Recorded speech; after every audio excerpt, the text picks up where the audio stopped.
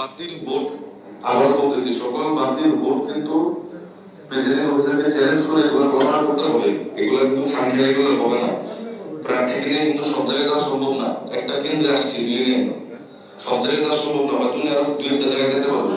কিন্তু আপনারা নিজ দেখতে পোলিং এজেন্টদের সাথে কথা বলেন, প্রেসিডেন্ট অফিসারকে বলেন, চ্যালেঞ্জ করেন, রিটার্নিং কর্মকর্তার সাথে কথা হয়েছে, সে বলছে এই ভোটগুলো কেমন হবে, সাদা জায়গায় যে ভোটগুলো পড়ছে সেটার পক্ষে কেমন হবে।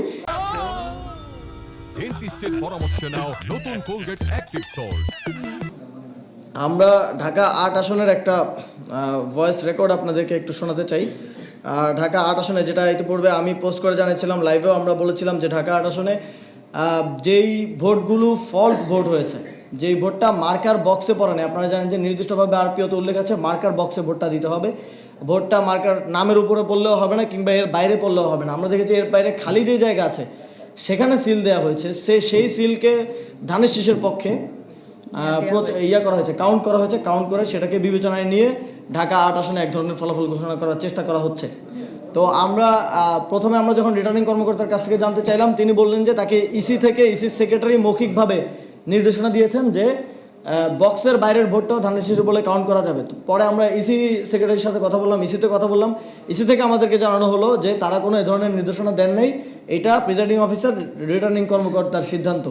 তো তাহলে এই যে একজন থেকে আরেকজন এই যে বল পাস করার মতো চলছে, এটা স্পষ্টভাবে বোঝায় যে এখানে একটা ফলাফল ট্যাম্পারিং হচ্ছে। এবং আমরা এটার প্রমাণও পেয়েছি। যিনি ঢাকা ৮ আসনের প্রার্থী, তার ভাগ্নের একটা কল রেকর্ড আমরা পেয়েছি, সেখানে তিনি ঠিক একই কথাগুলো বলছেন, যে সেটা আমরা আপনাদেরকে একটু শোনাতে চাই। সকল বাতিল ভোট, আবার বলতেছি সকল বাতিল ভোট কিন্তু প্রেসিডেন্ট অফিসারকে চ্যালেঞ্জ করে এগুলো প্রমাণ করতে হবে। এগুলো কিন্তু খামখেয়ালি এগুলো হবে না। প্রার্থীকে নিয়ে কিন্তু সব জায়গায় দেওয়া সম্ভব না। একটা কেন্দ্রে আসছি মিলিয়ে সব জায়গায় দেওয়া সম্ভব না, বা তুমি আরো দু একটা জায়গায় যেতে পারবে।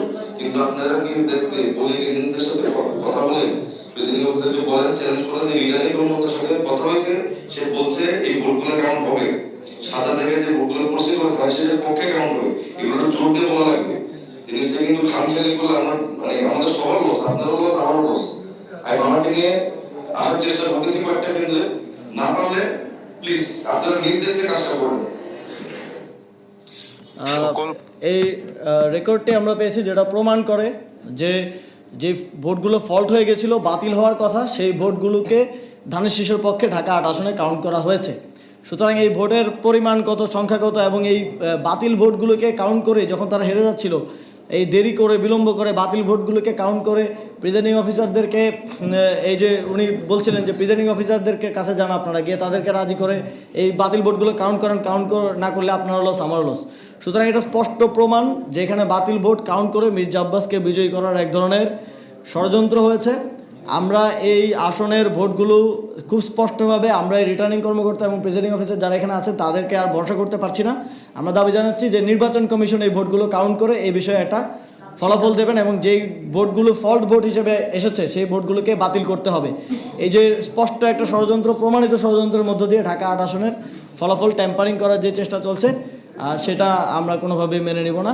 এবং এই বিষয়ে সহ আরও সার্বিক বিষয়ে আমরা জোটের পক্ষ থেকে চূড়ান্ত সিদ্ধান্ত নিয়ে আপনাদেরকে অফিসিয়ালি জানাবো।